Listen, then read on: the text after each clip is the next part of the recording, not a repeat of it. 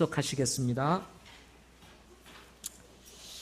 이제 내일부터 저희들은 상반기 특세를 시작하게 됩니다. 한 해를 시작하면서 하나님께서 우리 교회를 축복하시기를 소망하는 마음이 있습니다. 특별히 올해는 성장과 기쁨이라고 하는 큰 주제를 가지고 사역을 하고 있습니다. 따라서 지금 우리에게 필요한 것은 부흥이라는 생각이 들었습니다. 그래서 이번 특세의 주제를 부흥이라고 잡았습니다.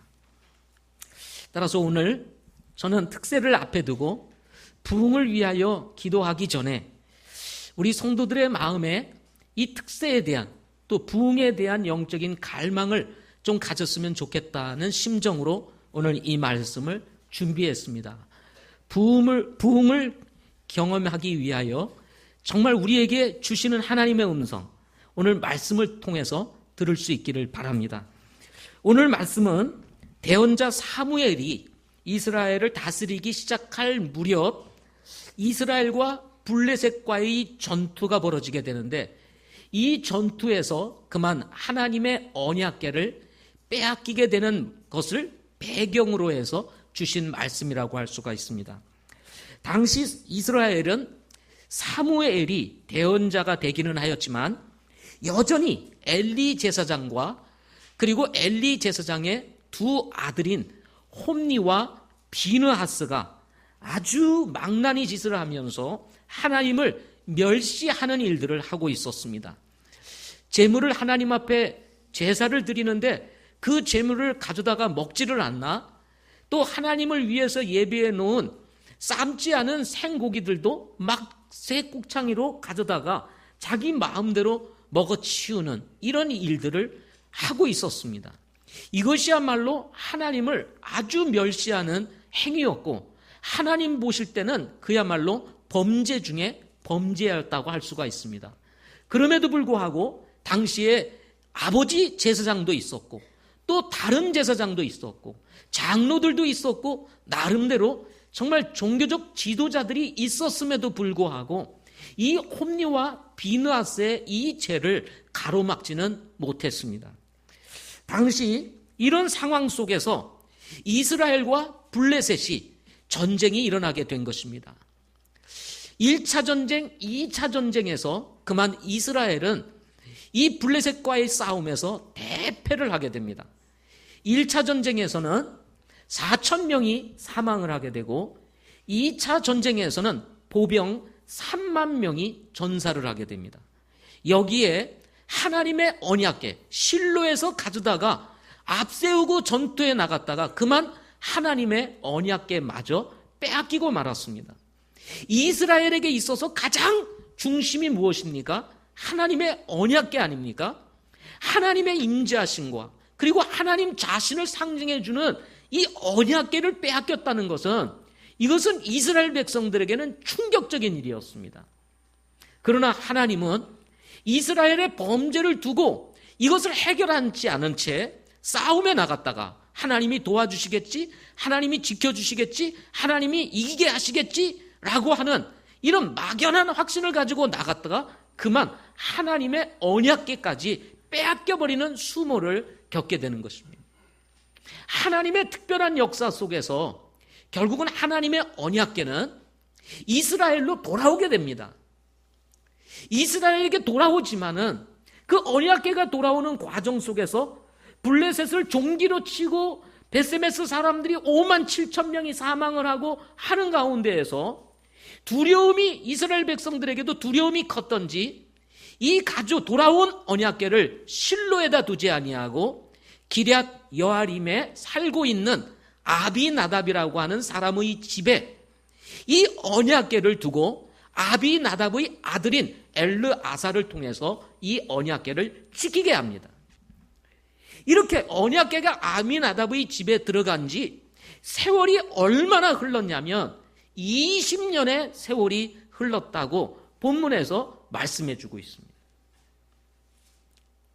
20년의 세월, 아비나답의 집에 들어가서 20년의 세월을 지내면서 결국은 하나님과 이스라엘 백성들 간의 교제가 완전히 단절된 상태에 있게 되었습니다. 이스라엘 백성들조차도 하나님을 찾지 아니하고 오히려 하나님이 두려운 나머지 하나님과 멀리 떨어져 있게 되었습니다. 그러다 보니 세월이 흐르면서 이스라엘 백성들 마음속에 영적인 갈증이 일어나게 되었습니다. 하나님과 함께 했을 때, 하나님이 도우셨을 때, 하나님을 의지하고 신뢰했을 때 그 위대하신 하나님께서 이스라엘 백성을 지키시고 도우시는 것을 경험하면서 이스라엘 백성들은 다시 하나님에 대한 영적 갈증, 하나님과 교제를 하고 싶은 마음, 하나님을 만나고 싶은 마음, 이런 마음이 그야말로 극에 달하게 되었습니다. 따라서 본문에 보면 2절 말씀을 보십시오. 그 캐가 기럇 여아림에 거하되 그 기간이 길어 20년이 되었으므로 이스라엘의 온 집이 주를 구하며 애곡하였더라 하고 말씀하고 있습니다. 하나님을 구하는 것입니다. 그런데 그냥 구하는 것이 아니라 지난 세월이 얼마나 힘들고 어려웠으면 애곡을 하면서 하나님을 구했다 하고 말씀을 했습니다. 그야말로 하나님과 완전히 영적으로 마비된 상태에 있었던 이스라엘 백성들에게 필요했던 것이 무엇이었습니까? 바로 영적인 회복이었습니다. 영적인 회복. 이것이 바로 우리는 부흥이라고 말하는 것입니다. 부흥이 무엇입니까? 그것은 영적으로 회복하는 것이 부흥입니다. 결국은 하나님께서 사무엘을 움직여서 사무엘을 통해서 이스라엘 백성들을 다 미스바로 모이게 합니다.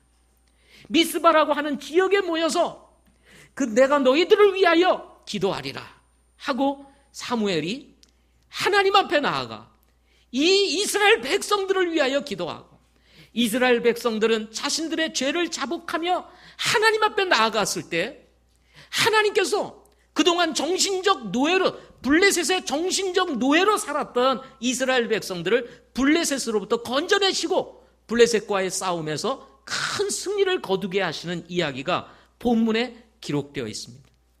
이 말씀을 통해서 오늘 저는 이스라엘 백성들이 미스바에서 회복을 경험하고 부흥을 경험했던 것처럼 이 시대에 우리의 성도들이 어떻게 부흥을 경험할 수 있을까를 두고 세 가지로 말씀을 드리고자 합니다.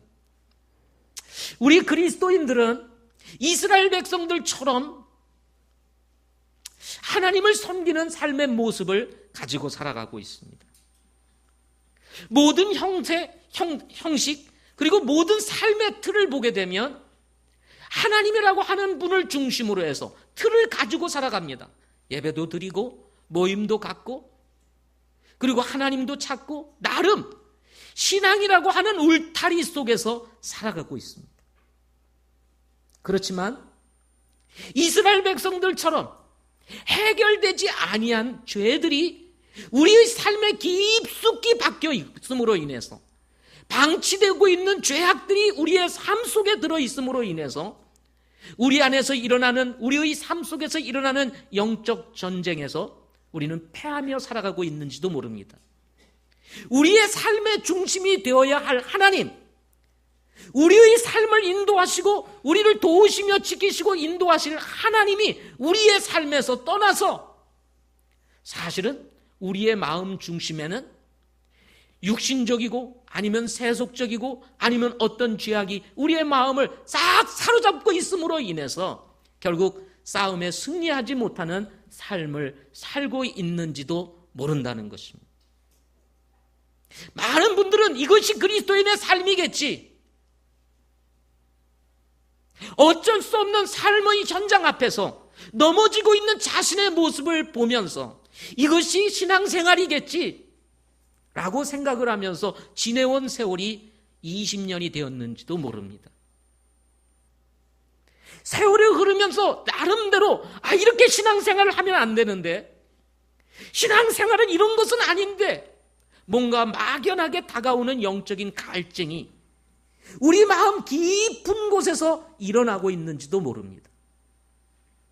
따라서 우리 마음 저 깊은 곳에서는 비록 패한 삶, 쓰러진 삶, 형태는 신앙이라고 하는 울타리는 가지고 있지만 뭔가 하나님과 우리의 삶이 막혀있는 듯한 이 삶을 바라보면서 보이지 않는 영적인 갈증이 우리의 심령 저 깊은 곳에서 일어나고 있는지도 모른다는 것입니다. 어떻게 하면 하나님을 경험할까? 어떻게 하면 우리가 부흥을 경험할까? 어떻게 하면 삶을 회복할까? 믿음을 회복할까? 내가 이렇게 사는 것은 하나님의 뜻이 아닐 텐데 어떻게 하면 하나님을 만나고 경험하면서 내 삶에 부흥이 일어나고 하나님을 경험하는 삶을 살 수 있을까 하는 이런 영적인 갈증이 우리에게 있는지도 모른다는 것입니다. 마치 이스라엘 백성들처럼 겉으로는 웃고 있지만 속으로는 정말 하나님 앞에 영적인 눈물을 흘리면서 하나님 내 삶을 회복시켜 주십시오. 하나님 내 신앙을 회복시켜 주십시오. 지금 내 모습은 그야말로 깡마른 모습과 같습니다. 내용이 없습니다. 풍성하지 못한 내 메마른 삶으로부터 나를 건져달라고 하는 이런 울부짖음이 우리에게 있는지도 모른다는 것입니다.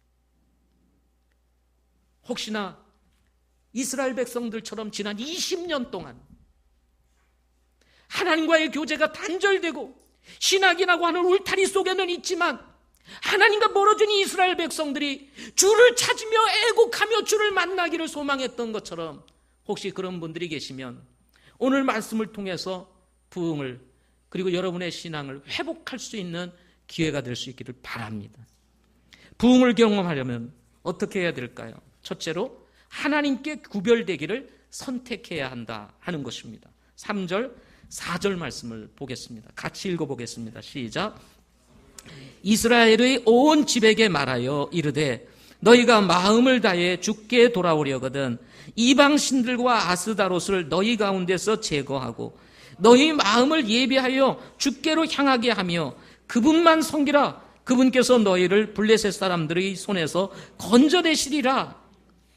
이 말씀을 통해서 이스라엘 백성들의 그 답답함, 영적인 갈증, 막혀있는 하나님과의 관계 왜 일어났다고 여기 본문 말씀하고 있습니까? 오늘 사무엘은 이스라엘 백성들에게 말하기를 너희가 마음을 다해 주께 돌아오려거든 이방 신들과 아스다롯을 너희 가운데서 제거하고 너희 마음을 예비하여 주께로 향하게 하며 그분만 섬겨라 하고 말씀하고 있다는 것입니다. 여러분, 부흥을 가로막는 최대의 적은 죄와 우상입니다. 죄와 우상은 사실은 같은 말이라고 할 수가 있습니다. 우상이 뭡니까? 하나님보다 더 사랑하는 것, 하나님보다도 무엇인가를 더 사랑하는 것이 우상입니다. 우리 청년들에게는 교제하는 형제가 우상이 될 수도 있어요. 두 사람 데이트하기 위해서 주일 싹 빠지고 놀러 가는 뭐 이런 분들 있지 않습니까? 주님을 사랑한다고 말하지만 자신들 만나는 게 더 좋아서 주님 앞에 나와 예배하는 것보다는 자신들 교제하는 것을 더 좋아하는 그런 것이 우상이 될 수도 있습니다. 죄는 하나님을 떠나는 것이고 우상은 하나님보다도 더 사랑하는 무엇, 그것이 바로 우상이라고 하는 사실을 우리는 잘 알고 있습니다. 이스라엘 백성 삶의 중심에 바로 이 우상이 자리를 잡고 있었습니다. 이런 죄악이 자리를 잡고 있었습니다. 하나님이 돕고 싶어도, 하나님이 만나주고 싶어도, 하나님이 그들을 지켜주고 싶어도 지켜줄 수 없는 영적인 상태에 있었다는 것입니다. 그런 상황 속에서 영적인 갈증이 일어나는 것입니다. 하나님 앞에 애국을 하며 주님을 찾고 있었습니다. 그런 이스라엘 백성들을 향해서 하나님이 말씀하고 있는 거예요. 너희들이 진짜 하나님 앞으로 돌아오기 원하면 너희 삶 가운데 있는 이 우상들을 제거하고 하나님만 섬겨라 하고 말씀하고 있는 것입니다. 이스라엘 백성들이 왜 1, 2차 블레셋과의 전쟁에서 패했습니까? 이런 범죄가 있었기 때문이었습니다. 이런 죄악이 있었기 때문이었다는 것입니다. 따라서 하나님과의 관계를 회복하고 주님을 만나고 싶으면 너희들이 범하고 있었던 죄를 제거하고 하나님 앞으로 돌아와라 하고 지금 주님께서 이스라엘 백성들에게 말씀하고 있는 것입니다. 우리는 가끔 우리의 삶의 꿈이 하나님보다도 더 중요하게 여겨질 때가 있습니다. 저도 결혼하여 자식을 낳고 키워보지만 자녀가 하나님보다도 우선순위에 놓여 있을 때도 있습니다. 특별히 자녀들이 커가는 과정 속에서 성공의 하나의 길이라고 할 수 있는 이 공부 문제도 사실은 하나님보다도 우선의 자리에 놓여 있을 수도 있습니다. 사랑하는 성도 여러분, 공부보다 우선되는 것은 하나님이어야 된다는 사실을 꼭 기억하시기를 바랍니다. 여러분, 주의를 지키지 않고 공부를 하면 얼마나 더 공부를 하겠어요? 우리 학생들도 마찬가지입니다. 학원 가서 주일날 공부하면 얼마나 더 하겠어요? 우리가 기꺼이 그럼에도 불구하고 주님께 내려놓고 정말 주님을 섬기면서 하나님께서 우리에게 주시는 지혜, 하나님께서 우리에게 주시는 능력을 경험하면서 우리가 공부할 때 하나님께서 우리를 축복하시고 인도하신다는 사실을 믿어야 합니다. 비록 그렇지 않을지라도 남들이 공부할 시간에 우리가 공부를 하지 못함으로 인해서 성적이 낮아질 수도 있어요. 그럴 수도 있습니다. 그렇지만 우리의 인생 가운데 역사하실 하나님, 우리의 삶 가운데서, 우리의 전체적인 인생 가운데서 우리를 바라보시는 하나님의 계획이 우리에게 있다는 사실을 우리는 잊지 말아야 합니다. 인생이요, 이스라엘 백성들이 싸움에서, 블레셋과의 싸움에서 2번 다 졌습니다. 2번 다 졌어요. 이게 내 뜻대로 되지를 않습니다. 내 뜻대로 되는가요? 우리 학생들 공부하는데 성적이 내 뜻대로 나오던가요? 중학생들은 가만히 있는데 고등학교 정도 되니까 설레설레 흔드네. 참 하고 싶어도 이게 안 돼요. 나오고 싶을 만큼 열심히 노력해도 나오지 않을 때가 많습니다. 내 뜻대로 잘 안 됩니다. 우리 장년들, 우리 나가서 사회생활하면서 여러분 뜻대로 일이 잘 되던가요? 잘 되지 않습니다. 하나님의 은혜가 필요한 거예요. 주님의 은혜가 필요한 것입니다. 직장도 우리의 삶의 우선순위가 될 수 있고, 우리가 가지고 있는 성공이 우리의 인생의 중심의 자리를 잡고 있을 때가 있습니다. 꼭 무슨 이상한 형상을 놓고 거기에 절을 해야만 우상이 아니라는 것입니다. 마음을 다해 하나님께 돌아가 하나님만 섬기는 사람이 되기 위해서는 삶의 우선순위가 바뀌어야 되는 것입니다. 진짜 소중한 것이 무엇이고 정말 가치 있는 것이 무엇인지를 깨달아야 한다는 것입니다. 우리는 명절날 가족들을 만났습니다. 여러분, 가족이 얼마나 귀한 분들입니까? 여러분의 삶의 가치가 어디에 있어요? 여러분, 가족도 우리의 삶의 굉장히 중요한 우선순위에 있는 거예요. 가족을 우습게 여기고 멀리하는 분들이 과연 인생에서 성공할 수 있을까요? 그것 자체가 이미 실패하고 있는 인생인 것입니다. 하나님이 주신 가족들 얼마나 소중합니까? 얼마나 귀합니까? 사랑할 줄 알고 섬길 줄 아는 사람이 성공하는 인생 되는 거예요. 그게 삶의 우선순위인 것처럼 하나님 섬기는 것이 우리의 삶의 우선순위라는 것입니다. 제가 좋아하는 찬송이 있습니다. 그 가사는 이와 같습니다. 주님만 사랑하리. 나의 왕, 나의 주님, 주님을 더욱 알기 원해. 나 주님께 오직 주께 경배하네. 거룩 존귀하신 주 사랑합니다. 저는 이 찬송을 부를 때마다 정말 주님만 사랑하고 싶은 마음이 막 내 마음속에서 밀려오는 걸 느껴요. 문제는 현실이 자꾸 주님을 사랑하고자 하는 나의 마음을 갉아먹는 현실 속에서 뭔가 다른 것으로 대치되고 있는 나의 모습을 보면서 회개의 눈물이 흘려질 때도 있고, 정말 주님 앞에 부끄러운 모습으로, 그렇습니다 주님, 내가 주님만 사랑하고 싶습니다, 그러나 잘 안 되는 나의 모습 속에서 내가 그렇게 살고 싶습니다라고 하는 신앙의 고백을 담아 이 찬송을 부를 때가 있습니다. 주님만, 주님만, 주님만 사랑하리.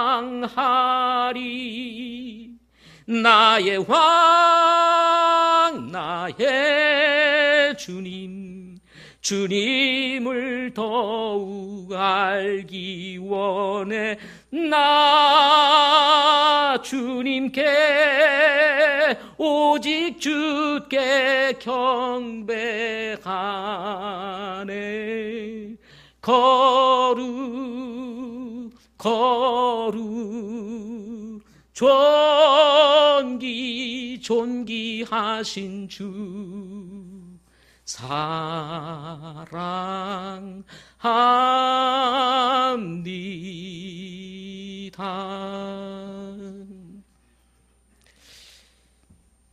주님만 사랑하고 싶습니다. 이스라엘 백성들이 부흥을 경험할 수 있었던 이유가 어디에 있었습니까? 4절을 보십시오. 이에 이스라엘 자손이 바알과 아스다롯을 제거하고 주만 섬겼기 때문이라고 본문은 말씀하고 있습니다. 사무엘이 그들이 이스라엘의 이 우상을 제거하고 하나님만 섬기라고 말씀하자 이스라엘 백성들이 그동안 참아왔던 모든 것들을 뒤로하고 모든 우상들을 제거하고 주님만 섬기겠다고 그들이 구별되어 하나님 앞에 나왔을 때 하나님께서 그들에게 은혜를 붓기 시작하셨다는 것입니다. 여러분 자신을 하나님께 구별시킬 수 있기를 바랍니다. 죄로부터 나오시기를 바랍니다. 두 번째로는 다 같이 모여 함께 기도할 때입니다. 5절 말씀을 한번 보겠습니다. 5절 같이 읽겠습니다. 시작. 사무엘이 이르되 온 이스라엘을 미스바로 모으라. 내가 너희를 위하여 주께 기도하리라 하며, 부흥이 일어났던 모든 기록들을 살펴보면 공통점이 한 가지 있는데 바로 그 부흥의 중심에는 항상 기도하는 사람들이 있었다는 것입니다. 누군가 기도할 때 부흥은 일어난다는 것입니다. 왜? 1904년에 영국 웨일즈에 굉장한 부흥이 일어난 때가 있었습니다. 일명 웨일즈의 부흥이라고 말을 합니다. 이 부흥의 중심에 섰던 한 사람이 있었는데 이 사람의 이름은 이반 로버츠라고 하는 사람이었습니다. 이 이반 로버츠를 중심으로 일어난 이 부흥운동 속에서 5개월 만에 웨일즈에 10만 명의 영혼이 예수님을 믿고 구원받는 역사가 일어났다고 합니다. 5개월 만에 엄청난 부흥이 이반 로버츠를 중심으로 해서 웨일즈에 일어나게 되었습니다. 이때 이반 로버츠의 나이는 26살이었다고 합니다. 26살. 그는 아주 젊은 나이에 청년이었습니다. 그의 직업은 목회자도 아니었고 전도자도 아니었고 그리고 공부를 하는 지식인도 아니었습니다. 그의 직업은 광부였습니다. 광부. 저 땅속에 들어가서 광석을 캐내는 그야말로 어떻게 보면 직업 중에서도 가장 낮은 직업인 바로 광부였습니다. 그는 갱도 안에서 일을 할 때 하나님 앞에 기도를 하며 찬양을 하면서 일을 했다고 합니다. 또 기도와 찬양이 끝나면 하나님의 말씀을 암송하면서 일을 했다고 합니다. 일이 끝나고 집으로 돌아오면 그 피곤한 몸을 이끌고 성경을 읽으며 밤을 보냈다고 합니다. 그는 늘 기도 속에서 하나님 내게 부흥을 주세요. 부흥을 주세요.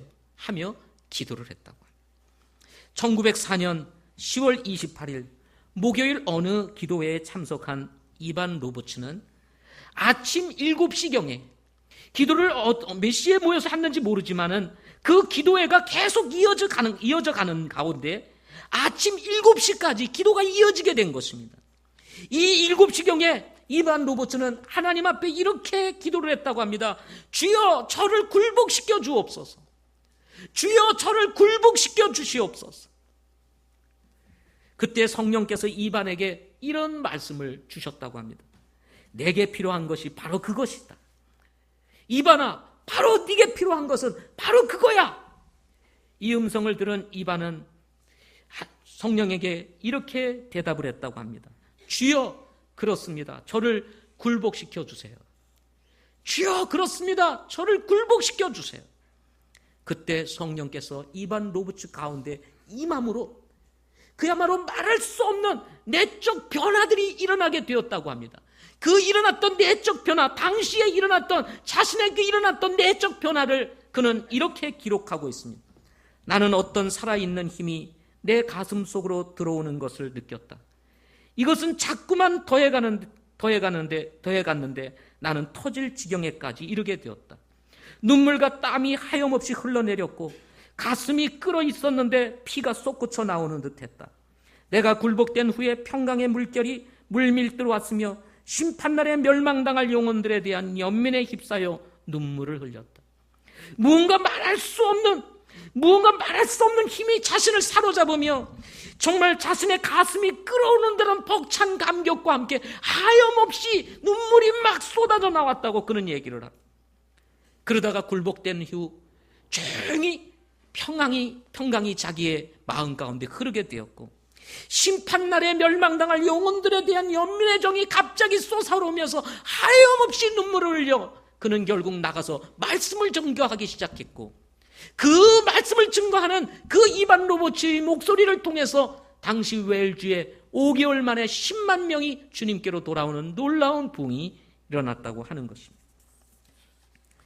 한 사람의 기도만으로도 하나님께서 이렇게 놀라운 부흥을 일으켰다고 한다면 한 사람이 아니라 더 많은 사람들이 부흥을 갈망하며 하나님 나를 굴복시켜 주세요. 하나님 나에게 은혜를 베풀어 주세요. 하나님 나를 써주세요 하며 부흥을 갈망하며 기도한다면 하나님께서 더 큰 부흥의 역사를 우리에게 허락하실 줄 믿습니다.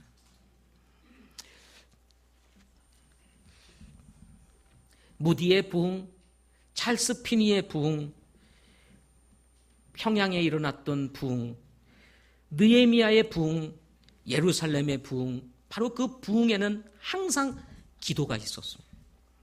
미스바, 오늘 지금 미스바에서 일어나는 이 부흥도 역시 기도는 빠지지 않았습니다. 여러분 5절을 보십시오. 5절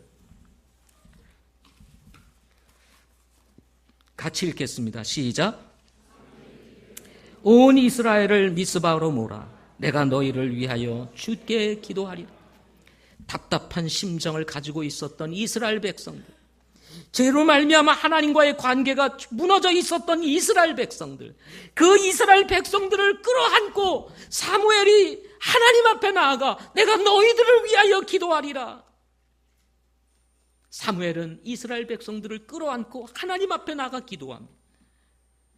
이 기도하는 사무엘을 바라보면서 이스라엘 백성들을 보십시오. 6절 같이 읽어보겠습니다. 시작. 그들이 미스바에 함께 모여 물을 길어 주 앞에 붓고 그날에 금식하며 거기에서 이르되 우리가 주께 죄를 지었나이다 하니라. 사무엘이 미스바에서 이스라엘 자손을 재판하라. 하나님 앞에 제사를 드리며 그날에 금식하며 거기에서 이르되 우리가 주께 죄를 지었나이다. 이스라엘 백성들을 끌어안고 사무엘이 기도할 때 이스라엘 백성들은 자신들의 죄를 하나님 앞에 자복하면서 은혜를 구했습니다.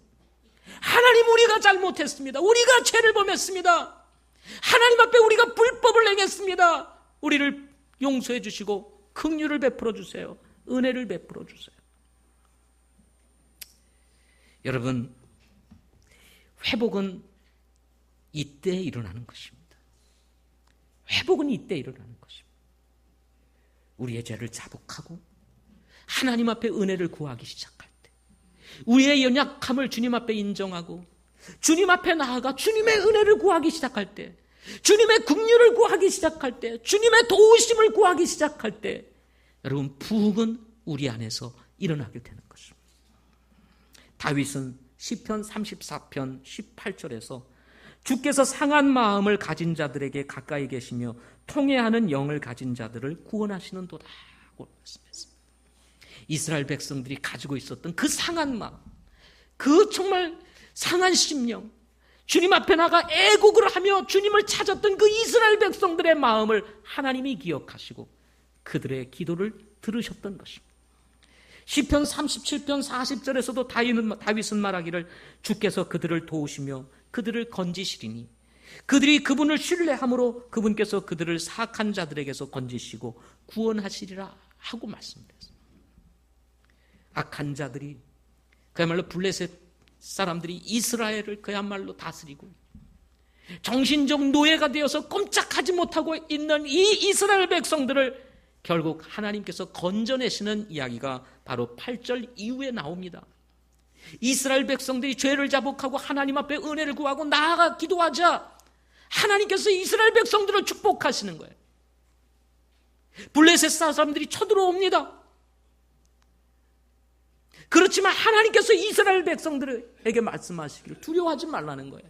나가라는 거예요.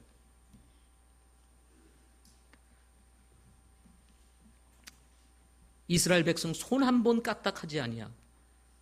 하나님의 초자연적인 능력으로 블레셋 백성들을 쳐서 물리치게 하시고 결국 도망가는 자들을 쫓아가서 쳐서 승리하게 되는 놀라운 이야기가 바로 본문의 다음으로 기록되어 있는 것입니다. 그렇습니다. 여러분, 우리가 기도하기 시작하고 우리의 죄를 자복하기 시작하고 주님 앞에 은혜를 구하기 시작할 때 부흥은 일어나게 되는 것입니다. 마지막 세 번째는 삶의 중심이 하나님께 맞추어질 때라는 것입니다. 6절과 8절 말씀을 보겠습니다. 6절 마지막 끝에 보면 사무엘이 미스바에서 이스라엘 자손을 재판하니라. 7절 같이 읽겠습니다. 시작. 이스라엘 자손이 미스바에 함께 모였다는 것을 블레셋 사람들이 듣고 블레셋 사람들의 귀족들이 이스라엘을 치러 올라오므로 이스라엘 자손이 그것을 듣고 블레셋 사람들을 두려워하여 8절 이스라엘 자손이 사무엘에게 이르되 우리를 위해 주 우리 하나님께 쉬지 말고 부르짖어 그분께서 우리를 블레셋 사람들의 손에서 구원하게 하소서 하니라. 20년 전 블레셋과의 전투에서 패했던 이스라엘 백성들과는 이제 사뭇 달라졌습니다. 1, 2차 전쟁에서 패했을 때는 자신들이 나가서 싸웠습니다. 대언자 사무엘이 존재했음에도 불구하고 전혀 상관하지 아니하고 실로에 있는 언약궤를 하나님께 묻지도 아니하고 가져와서 언약궤만 있으면 이길 줄 알고 하나님께 묻지도 아니하고 가져와서 싸우러 나갔다가 참패를 경험하게 됩니다. 그런데 이스라엘 백성들이 미스바에 모였다는 소식을 듣고 블레셋 사람들이 야 저놈들 뭔가 모여서 힘을 좀 모으려고 하는가 보다. 그니 올라가서 그냥 우리가 좀 손 좀 봐주자 하고 이제 올라오게 됐습니다. 이 블레셋 사람들이 올라오니까 이스라엘 백성들이 두려움에 빠진 거예요. 여러분도 잘 아시겠지만 이 블레셋 사람들은 거인 족속이었습니다. 거인 족속. 우리보다도 키가 보통 크고 보통 한국 사람들은 키가 크면 움직임이 굉장히 둔하거든요. 예? 그렇지만 이 블레셋 사람들은 그런 사람들이 아니었습니다. 골리앗 같은 장군이 블레셋 사람들의 장군 아니었습니까? 그런 거인 족속들, 어려서부터 용병으로 훈련된 사람들. 여러분 이스라엘 백성들이 군사로 했다는 말이 성경에 나옵니까? 전혀 나오지 않습니다. 그런 말이 나오질 않아요. 그야말로 훈련되지 않은 이스라엘 백성들과 훈련된 용병들과의 싸움, 누가 이기겠습니까? 당연히 블레셋 사람이 이겨야 되겠죠. 또 1차, 2차 전쟁에서 블레셋 사람들이 이겼습니다. 그러나 이번에는 달랐습니다. 이런 고난, 이런 위기가 이스라엘 백성들에게 찾아오자 그들은 두려워하기만 하고 그리고 자신의 힘으로 자신의 경험으로 무엇을 하기보다도 하나님의 종인 대언자 사무엘에게 나가서 이렇게 부탁을 합니다. 사무엘 대언자요, 우리를 위해서 대신 하나님 앞에 나아가 기도해달라고 부탁을 합니다. 위기가 찾아왔을 때, 고난이 찾아왔을 때, 정말 하나님을 믿어야 될 때, 정말 하나님을 신뢰해야 될 때, 하나님을 의지해야 될 때 이스라엘 백성들이 바로 대언자 사무엘에 나가서 당신이 나가서 우리를 위해서 기도해달라. 하나님이 우리를 지켜주시고 하나님께서 우리를 보호해 주시도록, 하나님께서 우리를 구원해 주시도록 우리를 위해서 기도해달라고 요청을 하고 있는 것을 보게 됩니다. 전과는 다르게 이스라엘 백성들의 삶의 중심이 누구에게 있었어요? 하나님께 있었어요. 6절 끝에도 보면 사무엘이 미스바에서 이스라엘 자손을 재판하니라 하고 말씀했습니다. 그전에는 대언자 사무엘이 있었지만 말이 없는 것을 보니까 사무엘과 전혀 상관없이 이스라엘 백성들이 살았던 것 같아요. 미스바를 모이자 사무엘이 미스바에서 이스라엘 백성들을 재판하는 거예요. 그들의 잘잘못, 그들의 삶을 터치하기 시작했어요. 그럼에도 불구하고 이 내용의 흐름을 보게 되면 이스라엘 백성들이 사무엘이 영적인 리더십에 순종하고 가고 있다는 사실을 배우게 되는 거예요. 사무엘에게 순종했다, 사무엘에게 의뢰를 했다, 이게 무엇을 의미합니까? 그들의 삶의 중심이 하나님께 있었다는 사실을 의미하는 거예요. 삶의 무게를 하나님께 두었다는 것이죠.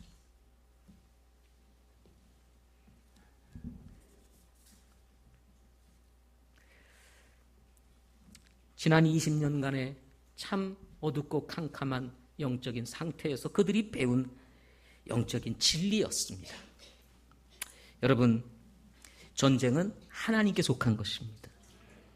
우리는 다윗과의 이야기를 통해서, 그리고 성경에 나오는 수많은 전쟁 이야기를 통해서 배우는 중요한 사실 한 가지, 전쟁은 하나님께 속했다. 이것에 대한 우리의 믿음이 필요한 것입니다. 세상을 두려워하지 마십시오. 저는 목회도 마찬가지라는 생각을 가질 때가 많습니다. 목회자가 아무리 열심히 뛴다고 해서 되는 게 아니더라고요. 하나님의 은혜가 있어야 돼요. 하나님의 도우심이 있어요. 하나님의 역사하심이 없이는 아무리 내가 발버둥 치고 목소리를 지른다고 한다 해서 교회가 부흥하는 것이 아닙니다. 목회가 되는 것이 아닙니다. 여러분도 그렇죠? 여러분의 신앙생활도 마찬가지죠. 어떤 일이 일어났나 보십시오. 9절 10절 자, 한번 보겠습니다. 자, 하나님께 나아가 기도하고, 그리고 그들이 모여 기도하고, 그들이 자신을 구별하여 하나님 앞에 서고, 그렇게 되자 9절 10절 어떤 일이 보십시오. 같이 읽겠습니다. 시작. 사무엘이 젖먹는 어린 양을 취해 전제를 번제 헌물로 주께 드리고 이스라엘을 위해 주께 부르짖음에 주께서 그의 말을 들으셨더라. 사무엘이 번제 헌물을 드릴 때 블레셋 사람들이 이스라엘과 싸우려고 가까이 왔으나 그날에 주께서 큰 천둥으로 블레셋 사람들에게 천둥 소리를 내사 그들을 무찌르시니 그들이 이스라엘 앞에서 패함으로 이스라엘 사람들이 미스바에서 나가 블레셋 사람들을 추격하여 뱃갈 밑에 이르기까지 그들을 쳤더라. 그때 사무엘이 한도를 취하여 미스바와 센 사이에 세우고 이르되 주께서 여기까지 우리를 도우셨다 하며 그것의 이름을 에벤에셀이라 하니라. 싸우기는 싸웠는데 손 한 번 안 쓰고 하나님께서 큰 천둥을 일으켜서 큰 소리를 내니까 이스라엘 백성들이 얼마나 두려웠던지 그냥 놓고 도망가는 거예요. 그 도망가는 모습을 보고 이스라엘 백성들이 쳐들어가서 쫓아가서 그들을 치게 됩니다. 그리고는 대승을 거두게 돼요. 그래서 그곳의 이름을 여기 미스바와 센 사이에 돌을 하나 세우고 그곳의 이름을 에벤에셀이라, 하나님이 여기까지 도우셨다 하는 이름을 거기에 짓게 되었다는 이 사실을 말씀해 주고 있는 것입니다. 그렇습니다. 여러분, 우리의 심령의 영적 부흥이 일어나면 우리 앞에 일어나는 많은 전쟁들 하나님께서 도우실 것입니다. 지키실 것입니다. 승리를 경험하게 될 것이고 하나님의 기적을 우리는 보게 될 것입니다. 우리의 상식으로 이해할 수 없는 전쟁의 상황 속에서 하나님은 특별한 방법으로 우리를 인도해 가실 것이라는 사실을 믿어야 합니다. 우리 그리스도인들의 문제가 뭔지 아세요? 우리 그리스도인들이 가지고 있는 신앙의 문제가 뭔지 아세요? 하나님과 우리의 관계를 세상의 논리로 이해하려고 한다는 것입니다. 세상의 상식으로 이해하려고 한다는 것입니다. 신앙은요, 상식을 뛰어넘는 초자연적인 하나님의 역사 가운데 이루어진다는 사실을 믿어야 하는 것입니다. 천둥 소리를 내서 과연 이 전쟁을 이겼다, 이게 말이 되는 얘기냐? 아니, 하나님은 그러실 수 있는 분인 것입니다. 따라서 우리의 논리를 가지고 어떤 지식을 가지고 여러분 이 신앙생활을 하려고 그러나 절대 하나님을 경험하지 못해요. 그래서 믿어야 되는 것입니다. 그래서 하나님을 신뢰해야 되는 거예요. 그래서 하나님을 의지해야 되는 것입니다. 그때 하나님이 도우시는 거예요. 부흥도 그렇게 오는 것입니다. 기도하면 부흥이 오겠어? 기도하면 부흥이 옵니다. 여러분의 심령의 영적인 회복이 일어나게 되는 거예요. 보이지 아니하시는 성령 하나님의 역사가 있게 되는 것입니다. 인생의 많은 문제들, 해결되지 못하는 문제들, 우리 뜻대로 되지 않은 수많은 문제들 속에 우리는 좌절과 절망을 경험하고 살아요. 이때 어떻게 해야 됩니까? 도우시는 하나님께 나아가 기도해 보십시오. 하나님이 우리의 삶에 개입하시고 도우시는 은혜를 경험하게 된다는 것입니다. 기도하겠습니다.